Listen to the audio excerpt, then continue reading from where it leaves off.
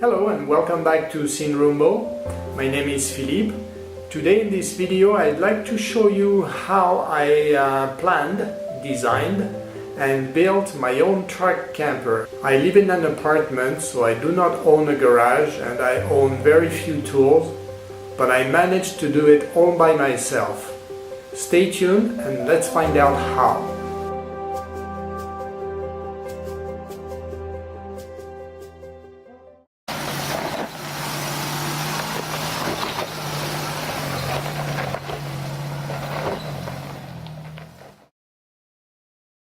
The vehicle that we use as a base for our truck camper is a 2015 Ford Ranger 4-wheel drive. On top of the bed we put an aftermarket fiberglass shell with a raised roof, so we have a little bit more headroom. Now the first thing to do before you even start planning your own truck camper is make a list of your requirements. For us, it had to sleep 2 people comfortably inside the camper without the need for a tent. Our bed is 1.5 meters wide and just shy of 2 meters long. Next came the need to be able to cook and eat all our meals inside. We also wanted to have a small water tank and a small sink to do the dishes and wash ourselves. We wanted to have our drinking water separate. We wanted a small fridge to store our food. Imported overland type fridges are extremely expensive here in Argentina, so we settled on a regular home minibar type fridge. The fridge dictates the need for an electrical system to power it up. The electrical system will allow us to have interior lights and 220 volt outlets to charge our cameras, cell phone and things like that. This wasn't at the very top of the list, but we wanted to have, if possible, an onboard toilet, and we solved that with a 20-liter marine type chemical toilet. And finally, we wanted to keep the vehicle as light as possible, as well as discreet as possible. Now, a very important factor to consider right from the beginning, and more so for an off-road vehicle, is weight distribution. You want your center of gravity to remain as low as possible, as close to the ground as possible, as well as close to the center of the vehicle as possible.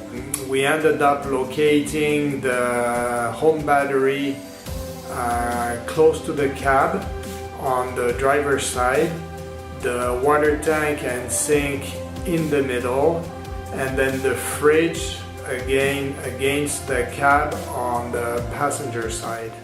To design the inside of our camper, I used an open source software called Sweet Home 3D. There are others on the market. That allows you to have a very good visual representation of your ideas, and it allows you to easily move things around and check various combinations.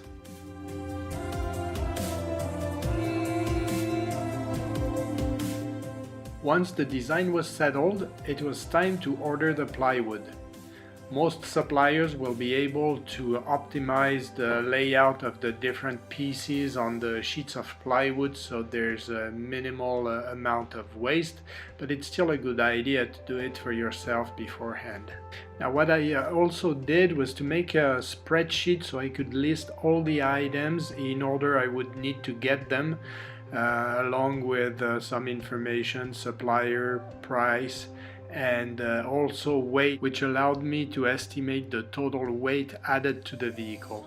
Then the first step was to insulate and then carpet the inside of the fiberglass shell. Then the 12mm floorboards could be put in, and the cabinets quickly followed. As I mentioned earlier, all the work was done in a parking lot with basic hand tools, a jigsaw and an electric drill. All the cabinetry is glued with carpenter's glue and then screwed, and despite all the twisting of a 4-wheel drive vehicle, nothing has moved or come undone. Then the cabinets were painted in blue, because blue has the property of making the space look bigger than it actually is. Once the cabinets were finished, I could run the electrical wiring. I won't get into the details here, but the electrical system can run off the engine battery, the home battery, or the campground power. Next, the water pump was hooked up to the sink. Then came the satisfying moment of turning on the lights. Then the fridge was hooked up. Now we couldn't wait any longer to load some food in the fridge, go out for a day, and enjoy our newly completed camper. Thank you for watching. Please don't forget to like and subscribe.